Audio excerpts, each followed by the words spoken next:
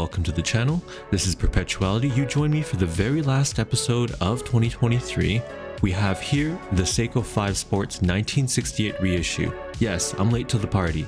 Better late than never. This is my own personal watch, and I love the Seiko 5 Sports vintage 70s style box. That bright red, classic Seiko 5 logo.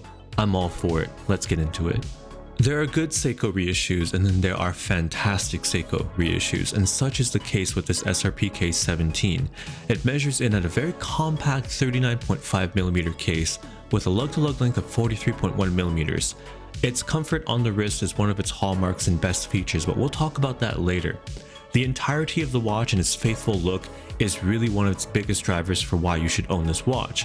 The dial quality, that classic Seiko 5 Sports logo, and that textured matte black dial that has no reflectivity is just gorgeous. The applied date window that's been bead blasted inside, wonderfully framed, matched with that blue sports logo, and this rectangular block minute railroad track that runs around the dial is just classic 70s. It's a very handsome looking watch.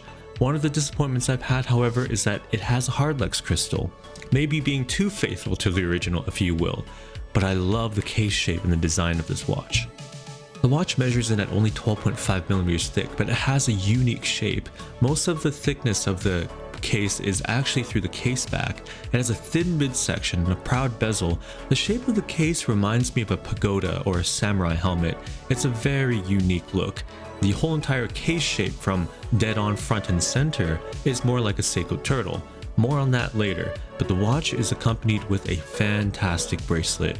It has a stamped clasp, which is one of its weak points, but it is very fluid and it is completely solid in terms of the links and the end links that affix itself to the case. This is a very faithful bracelet with many multiple points of adjustments, which I'm welcomed and happy to see. I do wish that the clasp was a little bit larger, but I have to say, having this watch sized up on the bracelet, the pin and collar system was a bit of a pain. You do have to be mindful of it, but the flex and flow of the bracelet is one of its strong points for on the wrist comfort. And you'll see as I get this watch on my wrist why this bracelet is so great.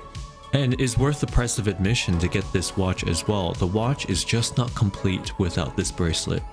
The bracelet does taper from 20mm from the top of the case to 18mm at the buckle. You have an aluminum insert for this bezel that is graded up to about 60 minutes, which is a nice thing to have for timing things. The bezel is bi-directional, and it is dampened well enough so that it won't bump on its own. Of course, I would always appreciate having some detents to know where the bezel could stop, but again, it's faithful to the original watch. Seiko 5s of the past never had very exciting casebacks. They've had simple, solid casebacks that have been stamped with the Seiko logo, and such is the case here. Seiko's lume has always been relatively decent for the money, even within that Seiko 5 category, and this one is no exception to that rule. Seiko's Lumibrite glows nicely, it is reactive to light, it has decent longevity. Now, of course, I would have preferred if that railroad track was also loomed. It would have been such a cool addition to modernize this watch even further too, if you will, but I understand why Seiko did what they did here. On the wrist comfort is superb. Again, the bracelet has decent amounts of flex where it almost feels Milanese-like. It certainly is more comfortable than it looks. It has that garage door aesthetic, if you will, but it certainly doesn't fold like a garage door. It's quite comfortable. Now, the overall dimensions of this watch suggest that it should sit within the realm of anyone that has a wrist size greater than 5.8 inches should be able to get along with wearing this watch just fine. And the case shape definitely lends to that on the wrist comfort. As you can see, it hugs my wrist comfortably.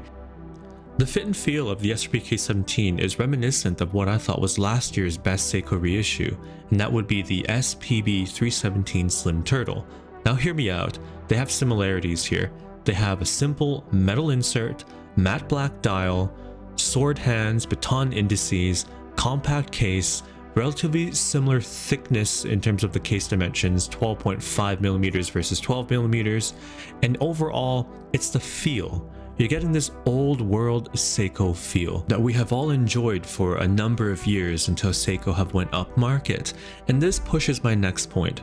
For 2024, I'd love to see Seiko move towards more of these type of faithful reissues.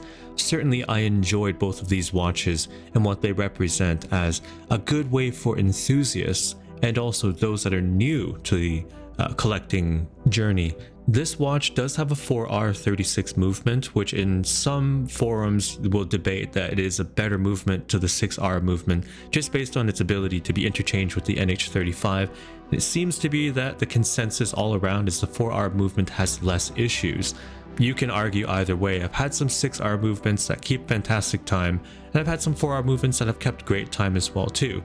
Thank you so much for joining me today. If you liked today's video, please join me in the new year as we look forward to another year of new content. Thanks so much.